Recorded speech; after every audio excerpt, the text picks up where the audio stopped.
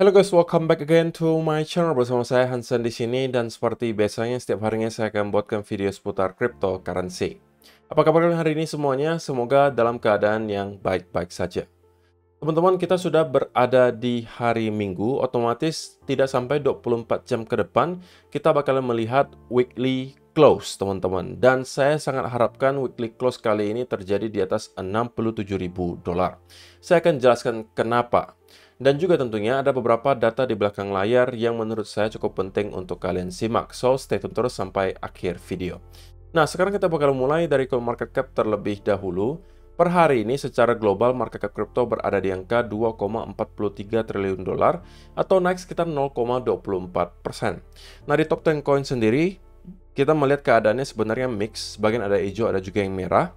Walaupun penurunan dan kenaikannya rata-rata nggak signifikan, hanya kurang lebih 0, sekian persen hingga kurang lebih 1%.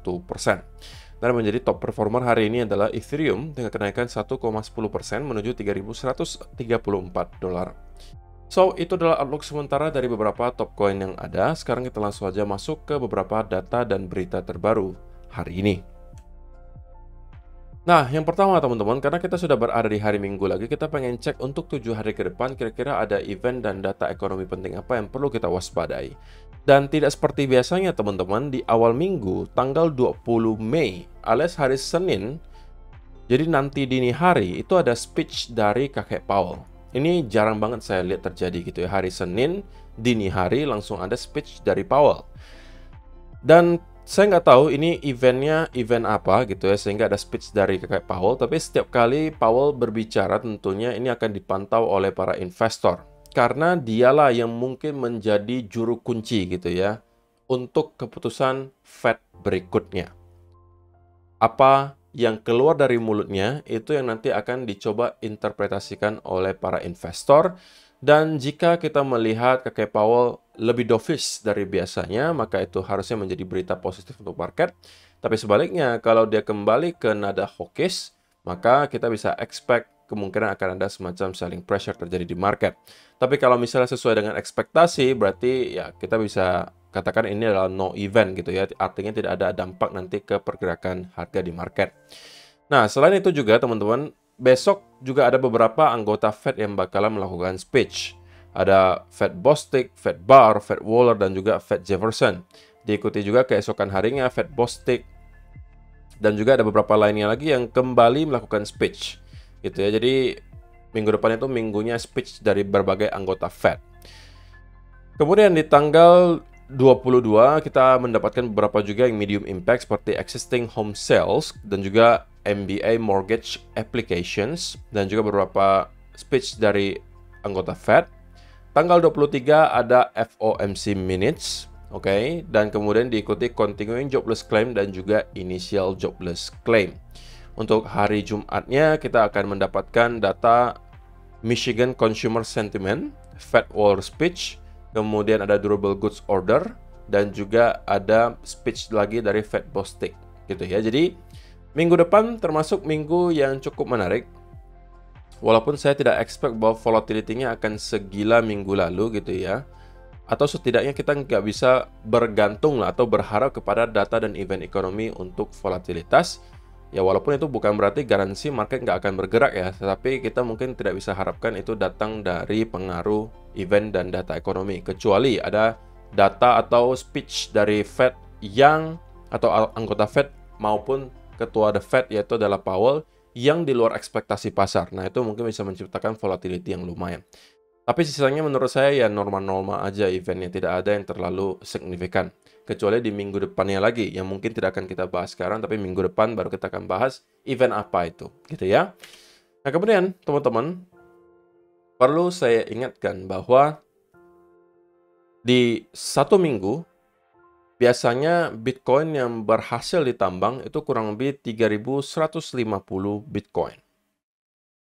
Tetapi yang diakumulasi oleh para ETFs itu kurang lebih 14.389 Bitcoin per minggunya.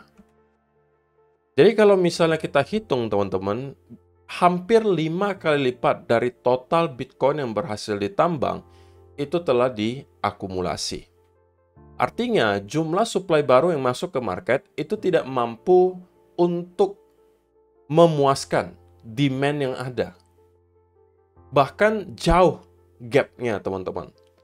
Sehingga, berarti yang demand di sini harus membeli dari tempat lain. Bukan dari para miner saja gitu ya, tapi dari tempat lain juga. Demand jauh lebih besar daripada supply baru yang kemudian masuk ke market. Cepat atau lambat sekali lagi, ini akan berpengaruh ke apresiasi harga Bitcoin.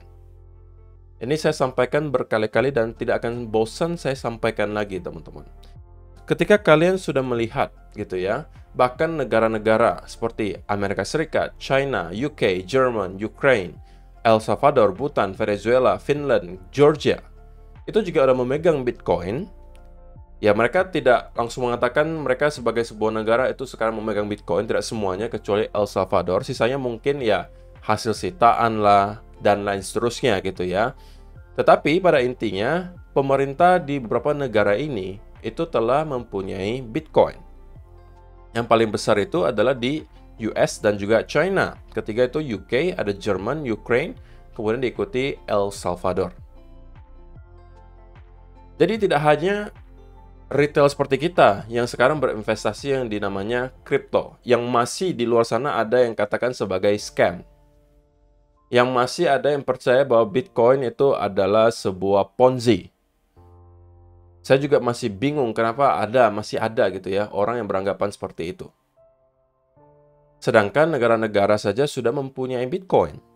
Para hedge fund, para institusi sekelas BlackRock, Fidelity, dan kawan-kawan, bank-bank terbesar di dunia, para elit-elit dunia, atau para orang kaya di dunia, semuanya telah mempunyai exposure di Bitcoin. Walaupun tentunya kita masih berada di fase awal adopsinya ya teman-teman. Artinya alokasi dari beberapa yang saya sebutkan tadi memang belum terlalu besar, seperti di pension funds misalnya atau di hedge funds. Mereka mengatakan mereka punya Bitcoin, tapi itu hanya alokasi kecil dari portofolio mereka. Nah, tentunya itu berita baik. Kenapa? Karena kita mau melihat tentunya demand itu konstan selalu ada, teman-teman. Sehingga ya sedikit demi sedikit ya kita melihat peningkatan alokasi dari portofolio mereka masuk ke Bitcoin, sehingga membuat Bitcoin juga pergerakannya sustain naik ke atas. Jadi, kalau misalnya teman-teman menjadi holder Bitcoin, juga kalian perlu tahu bahwa exchange reserve, teman-teman, atau jumlah Bitcoin yang berada di dalam exchange, dari tahun ke tahun itu terus mengalami penurunan. Nah, salah satu hal yang mungkin memicu orang-orang kemudian mengeluarkan Bitcoin secara massal itu adalah event di mana FTX bermasalah dan collapse.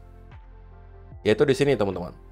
Persis ketika itu kita membentuk bottom bear market ketika FTX collapse. Dan kita berhasil membentuk lower low baru, break ke kurang lebih area $16.000.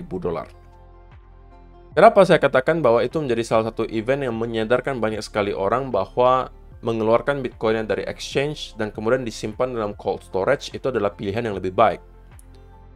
Ya, karena kita bisa melihat nih, di sini penurunannya sangat signifikan, teman-teman. Exchange reserve atau jumlah Bitcoin yang berada di exchange itu menurun drastis pada saat FTX collapse. Jadi orang berlomba-lomba karena ngeri kan, takutnya juga terjadi hal yang sama di exchange yang lain, sama seperti FTX. Lebih baik saya keluarkan dari dari exchange dan saya masukkan ke cold storage. Dan itulah kenapa juga saya sering sampaikan, kalaupun teman-teman nekat menaruh semua aset kripto kalian ke dalam exchange, setidaknya janganlah taruh semua asetnya ke dalam satu exchange saja.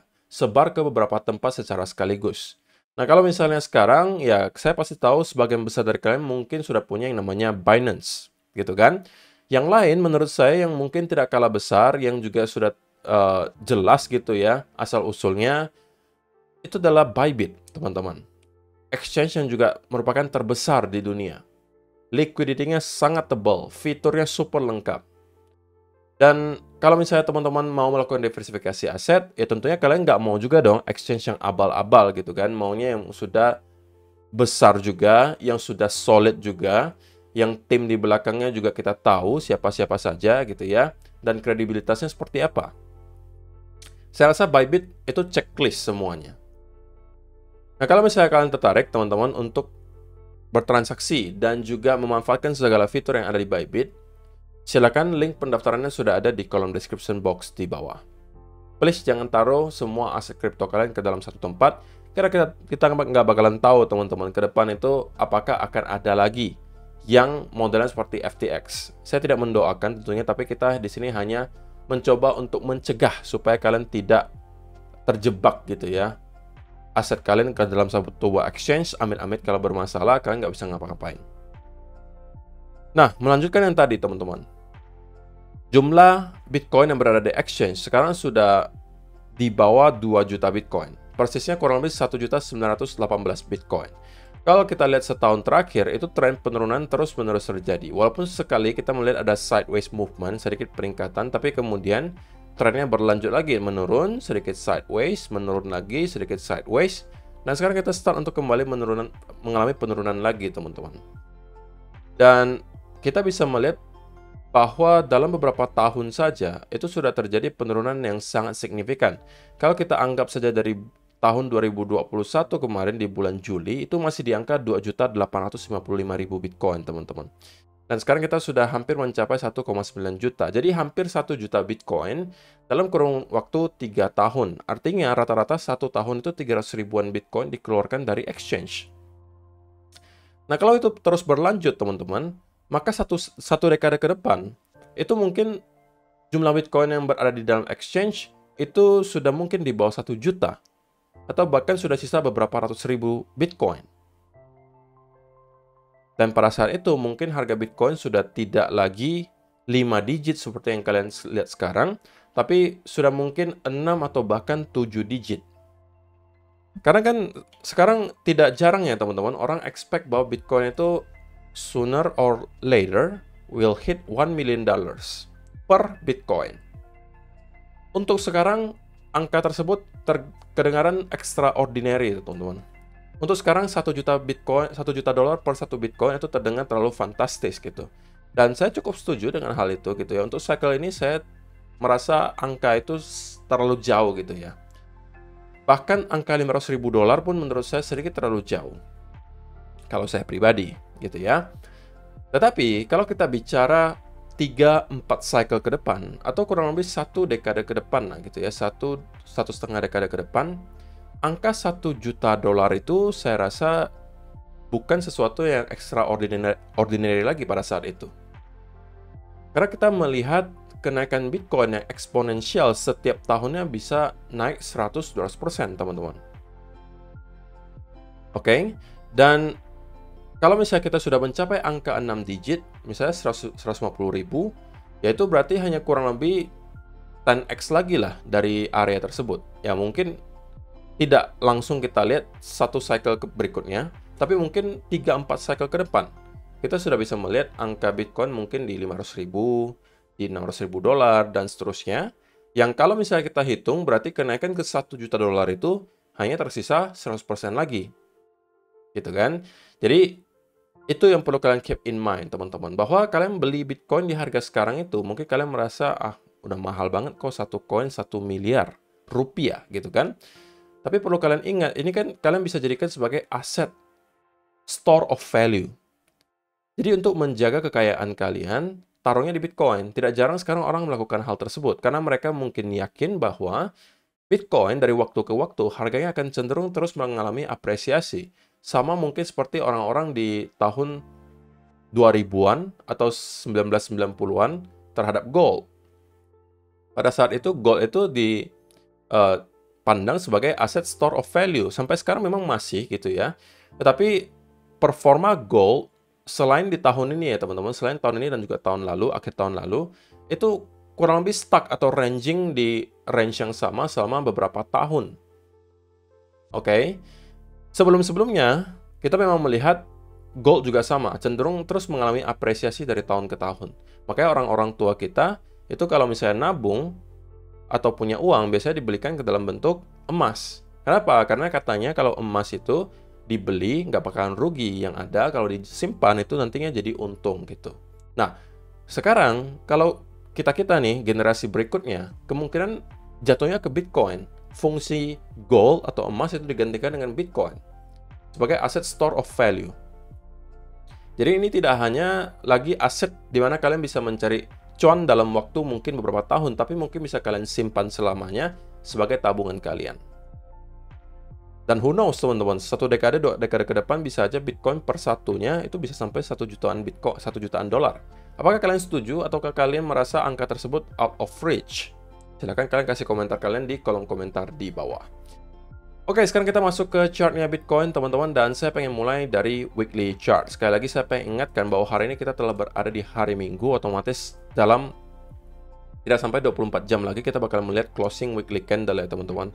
Sangat saya harapkan terjadi di atas 67.000, baiknya lagi di atas 67.500. Kenapa? Karena kalau itu yang kita lihat berarti kita kembali berhasil reclaim area yang sebelumnya selalu sulit kita tembus gitu ya. Terlihat dari mana kalau misalnya kalian perhatikan di sini sekali lagi teman-teman. Ini adalah sebelumnya area yang selalu kita hit dan menghasilkan rejection. Baik itu ketika kita berada di atas dan hit di bawah, itu jadikan area support di sini, rejection yang cukup panjang wicknya. Di sini juga sama, di sini juga sama, di sini juga sama. Ini ketika kita breakdown ya teman-teman. Ketika kita breakdown, kita kemudian menjadikan area ini sebagai apa? Kita flip menjadi resistance. Kita mencoba untuk tembus tidak bisa, kita mencoba untuk tembus tidak bisa. Menunjukkan area tersebut sangat signifikan.